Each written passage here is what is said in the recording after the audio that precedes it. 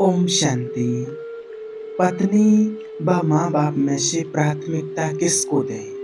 किसी ने पूछा है, कभी ऐसी समस्या आ जाती है, ऐसी उलझन में फंस जाते हैं जब एक तरफ पत्नी और एक तरफ होते हैं माँ बाप, तो ऐसे में क्या किया जाए? ऐसे में प्राथमिकता किसको दें? पत्नी को अपनाया जाए या माता पिता को अपनाया जाए? एक पति का कर्तव्य क्या होता है कि वो पहले किसको प्राथमिकता दे?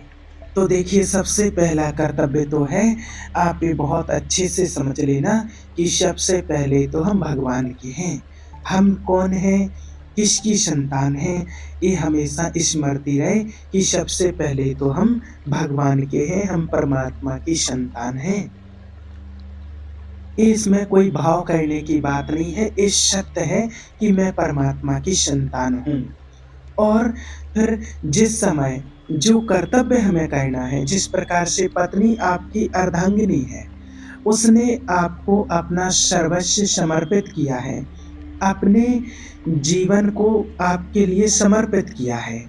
अब उसकी बहुत सी वृत्तियों को पत्नी ने आपके लिए अपना सर्वस्व समर्पण किया है अगर, तो फिर उसका सब कुछ आपका हो गया। जिस प्रकार से एक मकान होता है और अगर मकान किसी ने आपको दे दिया, आपको समर्पित कर दिया, तो उसमें चाहे सफाई हो, चाहे जाले लगे हों, जो कुछ भी है वो सब आपका है। चाहे उसमें कीड़े घूम रहे हों, चाहे उसमें मच्छर घूम रहे हों, वो सब आपका है। तो इसी प्रकार से पत्नी का स्वभाव, पत्नी का वार्ताव सब आपका है। अब आपको सँभालना है उसको। अब दायाँ हाथ और बायाँ हाथ हमारा ही सही होता है। वो आपकी पत्नी है और अब आपकी माँ है और पिता है। दोनों को चाहिए, उनको सुखमय चाहिए, है ना? शरीर का सुख चाहिए और उनको माता-पिता को आपके शरीर के द्वारा भी सुख चाहिए, आपके बोल से, आपके वचन से भी सुख चाहिए, चेष्टाओं के द्वारा सुख चाहिए। अगर माता-पिता का त्याग करके और पत्नी का अनुराग पूर्वक अगर आप साथ देते रहें, तो आपका कर्तव्य नष्ट हो गया। अगर आप पत्नी को त्याग करके माता-पिता का पक्ष लेकर के और उनके साथ अगर पत्नी का त्याग करते हैं, तो भी आपका धर्म पक्ष नष्ट होता है, धर्म नष्ट होता है। यहाँ पर आपको बहुत संभल के और बहुत विवेक की आवश्यकता होती है। पत्नी ने आपको संपूर्ण अपने जीवन को आपको दे दिया है। ये सत्य मार्ग की बात है, ये कोई सांसारिकता से बात नहीं है, ये आध्यात्मिकता से है। और पत्नी के लिए जैसे कि कहा जाता है, भक्ति में भी कहा गया है, भक्ति मार्ग में कि पत्नी को अर्धांगिनी कहा गया है।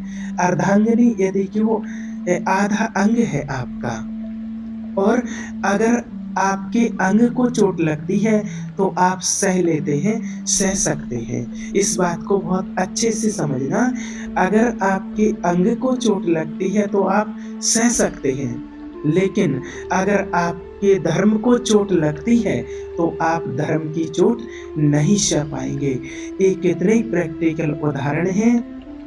राजा दशरथ जी ने कहा था कि प्राण जाए पर वचन ना जाए, माना शरीर तो छूट जाए लेकिन धर्म ना टूट जाए। शरीर से प्राण तो निकल जाए लेकिन धर्म ना टूट जाए। तो उसी के पीछे उन्होंने अपने प्राण त्याग दिए थे, लेकिन अपने वचन को नहीं तोड़ा था। तो देखिए, मान के चलो अगर पत्नी ने माँ को गाली दिया, तो ये बहुत बुरा है। अगर मान के चलो माँ ने पत्नी को गाली दिया, तो आप पत्नी को तो समझा लेंगे, लाड़-दुलार करके, प्रेम करके, स्नेह करके उसको समझा लेंगे कि देखिए, मैं और आप दोनों एक ही हैं, कोई अलग-अलग नहीं है, उसको प्यार से समझा लेंगे। लेकिन अगर माँ को पत्नी ने गाली दिया, अगर माँ को पत्नी ने गाली दिया, तो हम आप अपने आप को कोसेंगे नहीं, उसको डाँटेंगे पत्नी को कि ऐसा नहीं, वो पूज्य है, तुम ऐसे नहीं कह सकते हो। अगर आपने ऐसे शब्द माँ को बोले, तो हमारा मन आपको बर्दाश्त नहीं करेगा, क्योंकि वो हम दोनों की पूज्य है।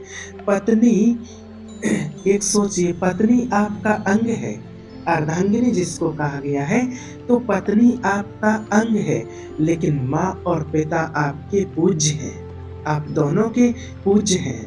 देखिए, बुढ़ापे में, वृद्धपन में थोड़ा बुद्धि का थोड़ा फ़र्क हो जाता है, बुढ़ापे में निर्णय करने में, और चिड़चिड़ाहट पैदा हो जाती है, स्वभाव बदल जाता है, सोच विचार की कमी भी हो जाती है। तो हमें विवेक से, बुद्धि से समझना है हमें, क्योंकि कहा जाता है कि बुढ़ापे में बच्चों जैसी बुद्धि हो जाती है। तो जिस प्रकार से अगर कोई बच्चा होता है, देखिए, अगर हमें परिवार को बहुत अच्छे से सँभालना है, चलाना है, तो इन बातों की ध्यान रखना बहुत आवश्यक है। तो वृद्ध जैसे माता-पिता हो जाते हैं, हम भी वृद्ध होंगे तो हमारे साथ भी ऐसा होगा, क्योंकि बुढ़ापा तो सबका आना है। ऐसा तो है नहीं कि माता-पिता का ही आया है, हमारा नहीं आएगा, ऐसा तो हो नहीं सकता है। तो देखिए, जब माता-पिता बूढ़े होते हैं, कोई भी वृद्ध व्यक्ति हो जाता है, तो बुद्धि का फ़र्क हो जाता है, मतलब उनकी बुद्धि हो जाती है बच्चों जैसी। अगर आज किसी का भी बच्चा है, पड़ोसी का ही बच्चा क्यों ना हो, किसी का हो, अगर वो बच्चा गाली देता है, अशब्द बोलता है, गुस्सा करते हैं, तो क्या हम बच्चे को डाँटते हैं या बच्चे की बात का बुरा मानते हैं? नहीं, हम खुश होते हैं, हँसते-हँसते रहते हैं और बच्चे को लाड-प्यार करते रहते हैं, उसकी बात का बुरा नहीं मानते हैं, चाहे वो अपना बच्चा हो या किसी का भी बच्चा हो। तो इसी प्रकार से माता-पिता भी समझो कि बच्चा बुद्धि हो जाते हैं बुढ़ापे में। अब वो कुछ भी बोल रहे हैं, हमें डाँट रहे हैं, अशब्द बोल रहे हैं, गाली दे रहे हैं, कुछ भी बोल रहे हैं, तो हमें बुरा नहीं मानना है। कोई रिश्तेदार आ गया तो उनसे आपकी निंदा कर रहे हैं, आपकी पत्नी की निंदा कर रहे हैं, तो भी आपको बुरा नहीं मानना। जैसे जब हमारे घर में कोई आता है और हमारा छोटा बच्चा होता है, तो वो क्या कहते हैं, वो पूछते हैं माँ कैसी है? तो बच्चा कहता अच्छी नहीं है, मुझे मारती है, मुझे स्कूल भेजती है, मुझे ठंडे में नहला देती है। तो मतलब वो निंदा करता है, बुराई करता है, तो भी हमें अच्छा लगता है ना, बुरा तो नहीं लगता है, तो भी हम खुश होते हैं। तो इसी प्रकार से माँ-बाप भी बच्चे ही हैं और उनकी बातों को हमें सहना है और सेवा करना है। हमें ये सोचना है कि वो बस बच्चे हैं, बच्चा बुद्धि बन गए हैं। ये धर्म पूर्वक आपका गृहस्थ जीवन निर्वाह हो जाएगा अगर आप ऐसे चलेंगे। अगर आप माँ के पक्ष में होकर के पत्नी को प्रताड़ित करते हैं, बार-बार उसको दोष लगाते हैं, आप ऐसा, तो भी आप अपने धर्म का नाश कर रहे हैं। क्योंकि वो समर्पित है आपके लिए, ऐसा भी नहीं, उसका भी हमें आदर करना है और वो पूज्य हैं, इसलिए उनका भी हमें आदर करना है। और कहीं ऐसी परिस्थिति आ जाती है कि दोनों में से एक को चयन करना पड़े, कि हम माँ को चयन करें या पत्नी को चयन करें, तो हमको चाहिए कि किसी भी स्थिति में पत्नी को अपना संग स्वीकार करके हमें माँ की सेवा करनी है। त्याग दोनों का नहीं किया जा सकता है, क्योंकि पत्नी हमारे लिए समर्पित हुई है, उससे शादी की है, पाणी ग्रहण किया है, और माँ जो है, और माँ पूज्य हमारी, वो हमारा परम कर्तव्य हमारे सामने है। अगर पाणी ग्रहण किया है, पत्नी को शादी किया है और अगर उसका त्याग कर देते हैं, अगर वो गलत मार्ग पर चली जाए, गलत मार्ग में भटक जाए, तो हमारा जीवन क्या हो जाएगा आप सोच सकते हैं। और अगर हम पत्नी की बातों में आकर के माँ का त्याग कर देते हैं, तो भी हमारा धर्म नष्ट हो जाता है।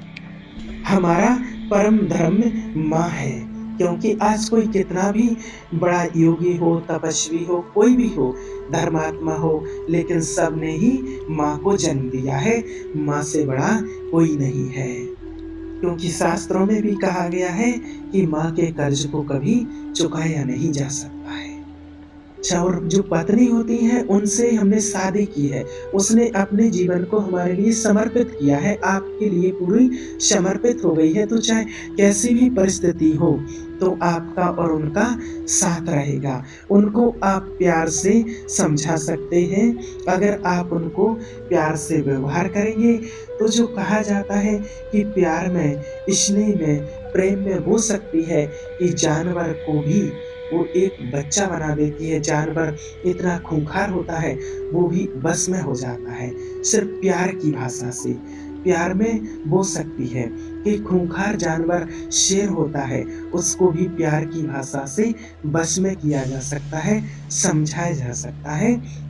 क्योंकि प्यार की भाषा हर कोई समझता है। प्यार की भाषा को जानवर भी समझते हैं, प्यार की भाषा को बच्चे भी समझते हैं, हर कोई प्यार की भाषा को समझता है।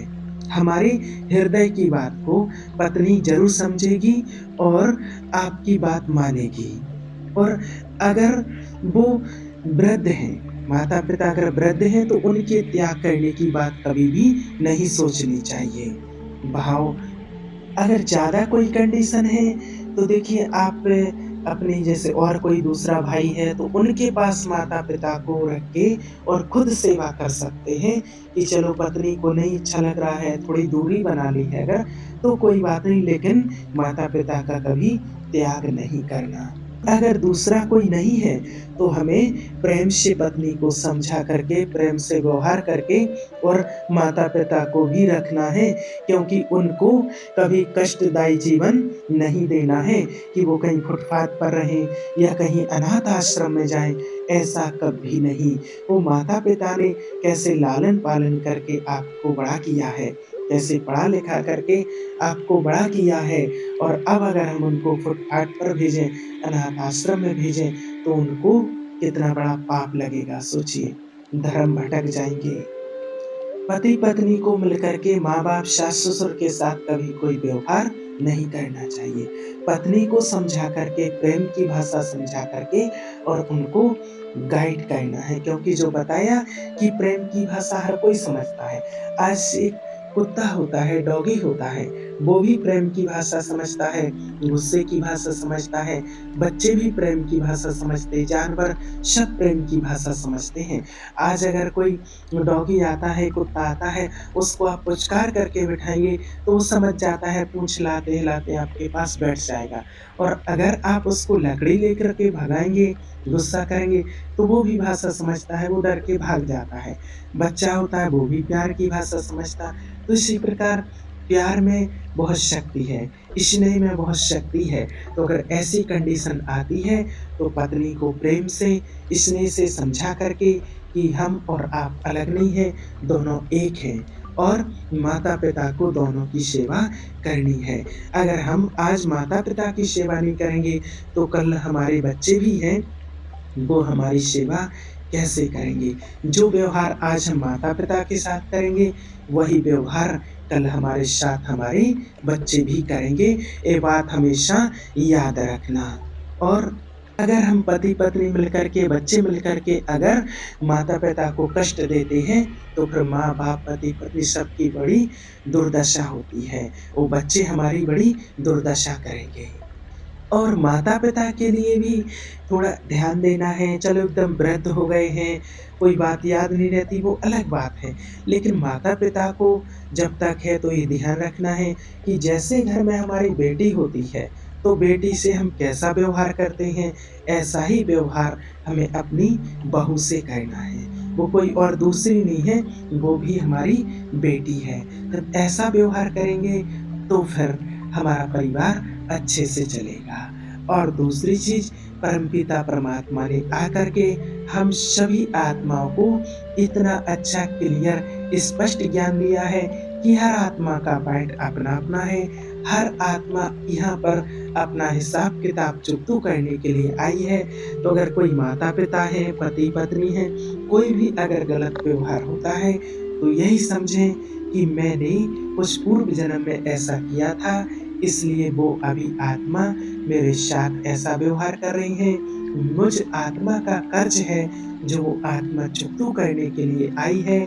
मैंने पहले कभी दिया था, इसलिए आज वो आत्मा लेने के लिए आई है, इसलिए हिसाब-किताब बराबर हो रहा है, तो खुशी-खुशी से करना है। इस प्रकार से हमें अपनी फैमिली को सँभालना है और एक परमात्मा की याद से अपना कर्म रूपी हिसाब-किताब चुकता करना है और परिवार में संतुष्ट होकर के चलना है। ओम शांति।